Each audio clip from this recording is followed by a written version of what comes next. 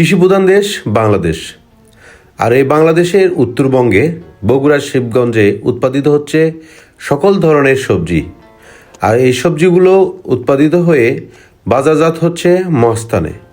আর মহাস্থানের পাশাপাশি এখন পাঠিরা কিন্তু গ্রামগঞ্জেও ঢুকে পড়েছে পাইকারি দরে কিনে আপনাদের ঢাকা শহরে সাপ্লাই দেওয়ার জন্য। আসুন বিস্তারিত শুনি কৃষকের মুখে। প্রিয় দর্শক, আসসালামু আলাইকুম। মাগরিবে আজান শেষ, একদম চারিদিকে সন্ধ্যা নামছে। এইদিকে কিছু ভাই ব্রাদার তারা তাদের জমিতে চাষাবাদ করা ফুলকপিগুলা তারা বাজারের জন্য করে রেডি করতেছে। ভাই আসসালামু আলাইকুম। ওয়ালাইকুম আসসালাম ভাই। ভাই কি নাম আপনার? মোহাম্মদ রাব্বি হাসান। আপনি খুব সুন্দর করে এই কপিগুলো কাটছেন, এগুলো আসলে কবে বাজার নিয়ে যাবেন? এগুলো আজকেই এখানে পার্টি আছে তার কাছে দিয়ে দিছি আর কি। আজকেই? হ্যাঁ আজকে সন্ধ্যার সময়? হ্যাঁ এই মুহূর্তে আসবে। আচ্ছা, এই প্রসেস যে করছেন, এই যে প্রসেসটা করতে কতক্ষণ সময় লাগছে? এই process করতে আপনার তাও 2-2.5 ঘন্টা লাগছে। কখন আছেন আপনি জমিতে? আমি আসছি জুমা নামাজ শেষ করে খাওয়া দাওয়া করে শেষ করে খাওয়া দাওয়া করে আসছেন। হ্যাঁ। আসে মোটামুটি আজকে কতগুলো কপি তুলছেন? 10 মণ কাটবো। 10 মণ? হ্যাঁ হ্যাঁ। মানে 10 মণ আজকে পাটিকে দেওয়ার সিদ্ধান্ত আছে। এগুলো কোন বাজারে নিয়ে যান? ঠিক নাই, আমরা নিয়ে যাই বেশিরভাগ মহাস্থান বাজার। এখন হাতের কাছেই পাটি পাচ্ছি বাড়িতেই, এখন ওই জন্য মাল। ও এখন মহাস্থানও নিয়ে যাওয়া লাগে না, যারা পাটিরা মানে জমি থেকেই এগুলো কিনতেছে। হ্যাঁ হ্যাঁ হ্যাঁ। এই কপিগুলো কোথায় যাচ্ছে? এই কপিগুলো আপনার টাঙ্গাইল যাচ্ছে, ঢাকাতে যাচ্ছে, অনেক জায়গায় যাচ্ছে আর কি। মানে পাটি দেখা যাচ্ছে এক এক মোকামের পাটি এক এক মোকামে নিয়ে যাচ্ছে। আচ্ছা, আপনি কি মনে করতেছেন এখানে যে আসে এই পাটিগুলো কিনতেছে, তাহলে আপনাদের সুবিধা কি কি আর অসুবিধা কি কি? এখানে আমাদের সুবিধা বেশি, যেমন অসুবিধা কোনো কিছুই নাই। যেমন সুবিধা হচ্ছে ভোরে ওঠে আমাদের কষ্ট করে বাজারে নিয়ে যাওয়া লাগতেছে না ঠান্ডার সময়।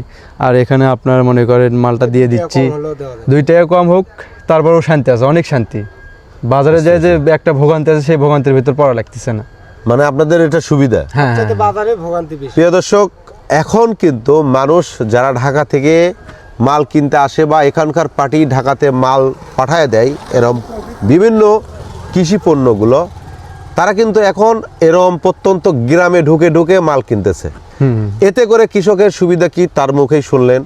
আরও কিছু সুবিধা যদি আমরা যোগ করি, এই প্রোডাক্টটা যদি আমরা রেডি করি, অনেক রাতের বেলা আসতে হবে, সেটা না এসে হয়তো নামাজ পড়ে দেয় হচ্ছে দুপুরবেলা এসে রেডি করলো, কুয়াশার ভিতরে কষ্ট করতে হলো না। আচ্ছা, আর একটা বিষয় জানবো যে রেট নিয়ে কি কোনো ঝামেলা হয়, যে বাজারে একটা রেট আপনার এখানে একটা রেট? না, আসলে দেখা যাচ্ছে কি বাজারে যায় যদি আমি বিক্রি করি 1000 টাকা মন, দেখা যায় আমাদের ওখানে 700-800 টাকা খরচা হয়ে যায়। সেই হিসেবে দেখা যায় এখানে আমাকে মন করা 50 টাকা বা 100 টাকা কম দিচ্ছে, দেখা যায় অ্যাভারেজ অনেক শান্তি। মানে আপনার গাড়ি ভরার টাকাটা আপনার মাইনাস হলেও আপনার একটু শারীরিক পরিশ্রম বা কষ্টটা কম হচ্ছে। এক কথায় সব কোনো ভোগান্তির ভিতরে যাওয়া লাগতেছে না। আচ্ছা, এই এলাকায় কি কি পণ্য চাষাবাদ হয়? কলা, আলু, অনেক আপনার সব যা লাগাবেন তাই। হ্যাঁ, যা লাগাবেন। এই এলাকার নামটা কি? এটা হচ্ছে বেড়াবেলা আগুন্দাপাড়া, শিবগঞ্জ থানা বেড়াবেলা আগুন্দাপাড়া। বেড়াবেলা আগুন্দাপাড়া। হ্যাঁ।